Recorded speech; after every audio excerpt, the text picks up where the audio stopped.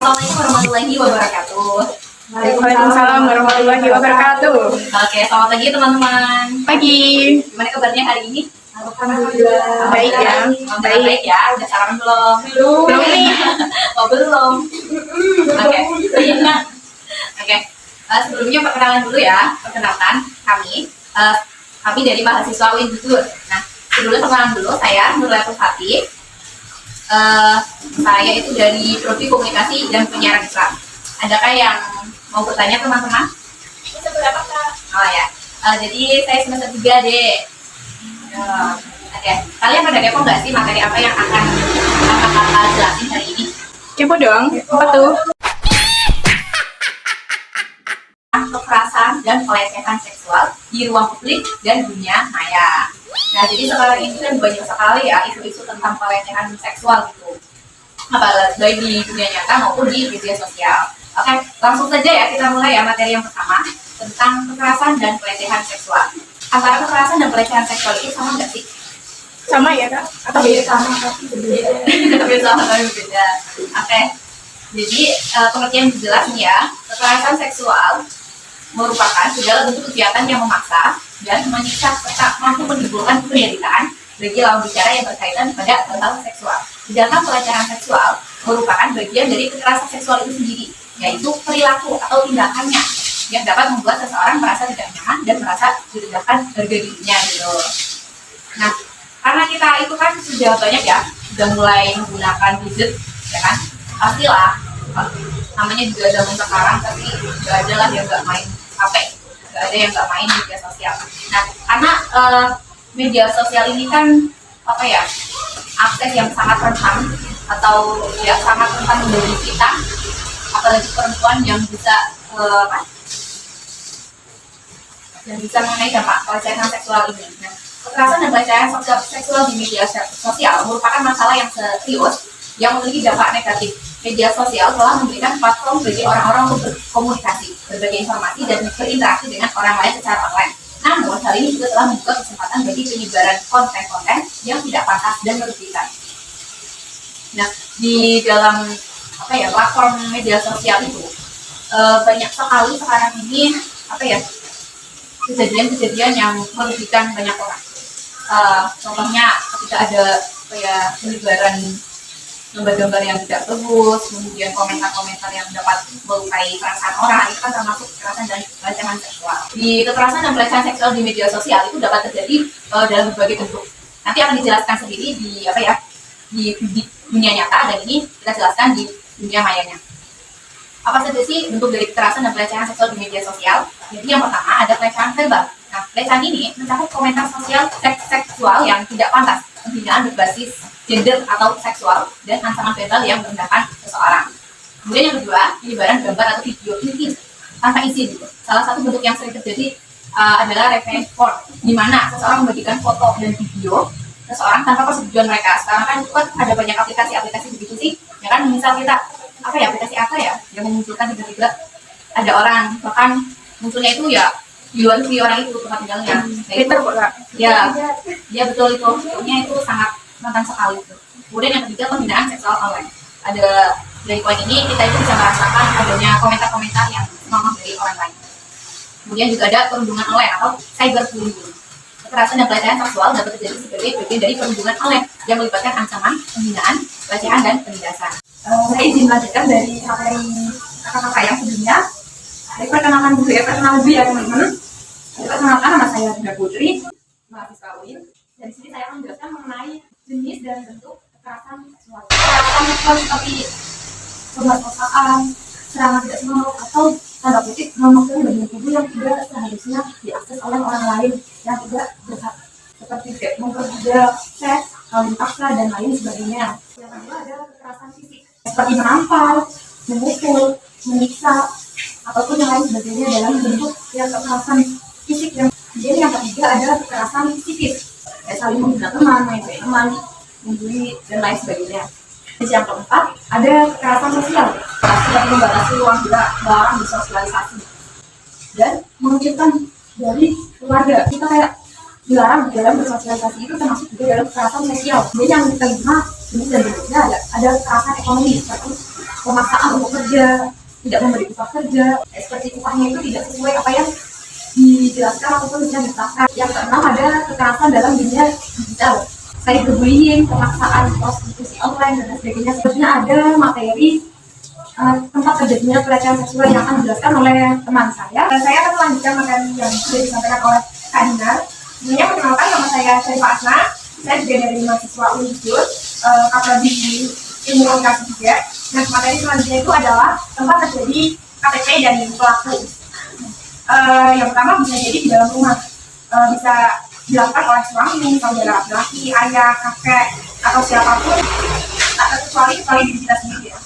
Nah, yang kedua itu bisa di luar rumah atau di jalanan. Kita bisa lagi misal di jalan-jalan ke luar rumah, tiba-tiba ada di depan jalan, itu termasuk juga seksual ya teman-teman. Dan yang ketiga ada di pendidikan atau pengasuhan seperti sekolah, perguruan tinggi, bahkan di dalam pesantren atau asrama itu juga bisa loh. Terus yang keempat ada di tempat kerja. Nah, biasanya di dalam tempat kerja itu orang yang melakukan pelecehan seksual atau orang yang dilecehkan itu biasanya adalah orang yang mempunyai kedatangan yang benar seperti siapa ya? Seperti Obi misal, dia dilecehkan oleh atasannya, itu jadi kemudian sesama kerjanya juga bisa. Yang selanjutnya yaitu dampak dari kekerasan seksual tersebut. Nah, kalau dampak terhadap perempuan itu biasanya korban bisa mengalami trauma, bahkan sampai di mental. Terus mereka tuh bisa mengalami hubungan negatif kayak misal punya pikiran dari diri atau bahkan yang lebih parahnya yaitu bunuh diri. Terus yang kedua ada tidak hanya terhadap dirinya, tetapi juga terhadap keluarganya, masyarakat dan negara. Jadi dampak dari HSI itu bisa mendalam kemana-mana. Keluarganya bisa mengganggu, masyarakatnya juga, bahkan negaranya bisa diserang dengan negara dengan pelecehan tertinggi di negaranya.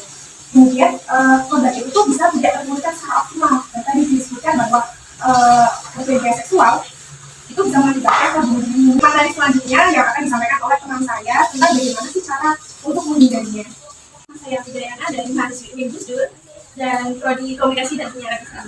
Selanjutnya saya akan menjelaskan tentang bagaimana cara mencegah dan menghindari kasus pelecehan seksual dan kekerasan.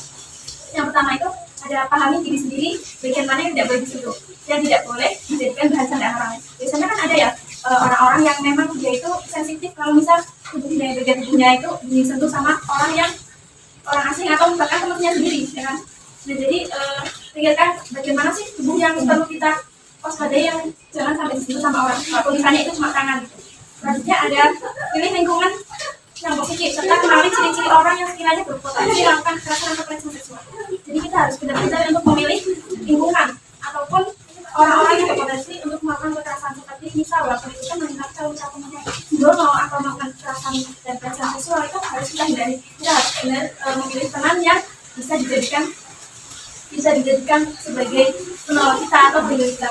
Saja ada nomor 3 ada jika kita melihat atau mengalaminya sendiri, maka kita tidak harus takut, tapi kita harus melaporkannya. Nah, cara melaporkannya ini yang pertama misalnya terjadi di lingkungan sekolah. Nah, kita bisa konsultasikan dulu kepada pihak sekolah, keluarga ataupun guru BK. Nah, kalau terjadi di lingkungan keluarga, aku bisa konsultasikan kepada orang yang kita percayakan, contohnya seperti ibu atau ayah gitu ya. Kalau terjadi di lingkungan masyarakat, kita bisa melaporkannya ke desa seperti RT, RW ataupun lokal desa gitu ya. Dan selanjutnya jaga diri baik-baik dan dikenalkan ke desa. Kalau misalnya ada mobil kita misalnya di tempat umum ya, aku sekarang ini gitu, di tempat umum, terus misal kita pulang sekolah atau pulang kerja gitu ya, kan malam-malam melewati jalan seperti itu, kalau ada orang yang berpotensi melakukan tindak kejahatan, kita harus waspada dan jadi penolakan tegas pada musuh yang kayak biasanya kan banyak yang terunda. Apalagi oknum sekarang itu kan banyak ya, walaupun nggak di dunia maya tapi di dunia nyata juga banyak. Selanjutnya ada perbanyak membaca tentang cara melindungi diri atau tentang hal-hal yang bisa kekerasan dan pelecehan seksual itu seperti apa. Biar melindungi diri sendiri. Dan mungkin itu saja ya dari saya. Selanjutnya akan saya kembalikan kepada kakak pertama tadi, Kak Fatia. Di sini saya akan melanjutkan materi dari tadi teman-teman saya sudah memaparkan. Sebelumnya perkenalkan, nama saya Iman Adabu Adia. Saya dari mahasiswa UIN KYJ Abdul Rahman Wahid, jurusan KPI. Nah, di sini materi saya yaitu tentang adanya kasus kekerasan dan pelecehan seksual di media sosial memiliki dampak yang serius baik bagi individu maupun masyarakat secara umum. dampaknya itu ada apa saja sih? Nah, yang pertama ada dampak psikologis. Nah, dampak ini korban kekerasan dan pelecehan seksual di media sosial sering mengalami dampak psikologis yang signifikan. Mereka mungkin mengalami stres, kecemasan, depresi, trauma, dan gangguan tidur. Terus yang kedua ada kerugian privasi. Nah, kerugian privasi itu seperti kasus penyebaran foto atau video intim tanpa izin melalui media sosial dapat merusak privasi korban, yaitu adanya kayak tercemarnya nama baik. Terus yang ketiga ada dampak sosial dan emosional. Dampak ini adanya kekerasan dan pelecehan seksual di media sosial dapat menghambat korban dalam membangun hubungan yang sehat, yaitu adanya rasa malu seperti takut untuk berinteraksi dengan masyarakat lain. Terus yang keempat ada potensi dampak fisik.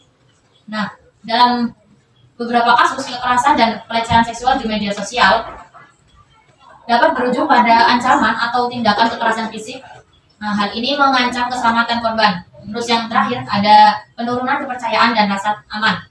Kasus kekerasan dan pelecehan seksual di media sosial juga dapat merusak kepercayaan individu terhadap platform media sosial itu sendiri. Ada rasa kurang aman, terus waspada dan takut menjadi korban pelecehan di media sosial lagi. Nah, selanjutnya saya kembalikan ke Mbak Pati. Oke, gimana teman-teman sudah paham dengan materi-materinya yang sudah disampaikan oleh kakak-kakak tadi? Sudah. Oke, terus ada yang ingin bertanya tidak? Mungkin kalian kepo dengan isu-isu yang sudah disampaikan. Saya mau tanya, Kak. Iya boleh, silakan. Oh iya, perkenalan dulu. Perkenalkan, nama saya Rosa. Ya. Saya mau bertanya, ada nggak sih Kak contoh-contoh kasus yang sekarang itu pelecehan seksual di pondok pesantren itu ataupun yang di kota ini? Oh ya. Jadi pelecehan kekerasan dan pelecehan seksual itu kan bukan hanya terjadi di dunia nyata, di ruang publik, tetapi juga bisa di media sosial tuh. Nah, untuk kekerasan dan pelecehan seksual yang terjadi di pondok pesantren itu merupakan bukanlah fenomena yang apa ya, yang jarang didengar gitu ya. Justru ini sering Sudah biasa. sudah biasa, bahkan banyak sekali. Terakhir itu berita yang saya dapatkan itu adanya itu ya, gimana pondok pesantren Batang ya. Ini di situ saya tidak begitu tahu motifnya bagaimana, tapi kebanyakan motif-motif dari pelecehan seksual ini dari apa ya, dari dalamnya sendiri gitu, dari orangnya. Aku juga tidak habis pikir gitu loh. Betul banget kan. Padahal beliau lah yang seharusnya menurut kita untuk apa ya, membimbing kita untuk apa, jalan yang benar gitu. Motifnya gini nih, ada penipuan ya, nggak tahu tentang apa itu, pokoknya kerasa si santriwatinya itu dibodohi, ditipu, bahkan sampai adanya apa ya, pemerkosaan. Santriwatinya pun juga banyak, bisa sampai belasan orang. Itu ada di salah satu pondok, bukan hanya di Pekalongan saja, ada di Jombang, terus di mana ya, Tasikmalaya, Cilacap, Semarang, banyak banget. Nah untuk kasus-kasus yang seperti ini dari apa ya, pemerintah, jadi pemerintah itu harus lebih tegas dengan pendirian pondok pesantrennya di wilayah-wilayah. Jadi untuk kasus-kasus yang seperti itu yang baru terjadi yang ada di daerah Pekalongan itu memang motifnya banyak banget, adanya pemerkosaan atau penipuan ya, pembunuhan bagi santriwati. Dan untuk kasus-kasus yang terjadi itu pun sudah ada yang diproses secara hukum dan ada yang belum diproses. Nah untuk si korbannya, dari korbannya sendiri pun pasti ya akan secara psikologis mereka akan merasa trauma. Bahkan ada juga yang sampai hamil. Nah itu sangat-sangat Yang menentukan. sampai batas sekali ya. Oke, gimana Mbak Rasa? Sudah terjawab? Sudah Kak. Oke, terima kasih. Gimana yang lain? Apakah ada yang mau bertanya lagi? Jadi sudah paham ya dengan materi-materi yang sudah kakak sampaikan? Sudah Kak. Oke, terima kasih. Baik, demikian ya yang sudah materi-materi yang sudah kakak sampaikan tentang kekerasan dan pelecehan seksual di ruang publik dunia maya, dunia media sosial. Oke, sekian dari kami perwakilan saya Nurul Bupati dan Cuma ya dan kakak-kakak. Terima kasih teman-teman semua. Wassalamualaikum warahmatullahi wabarakatuh. Waalaikumsalam warahmatullahi wabarakatuh.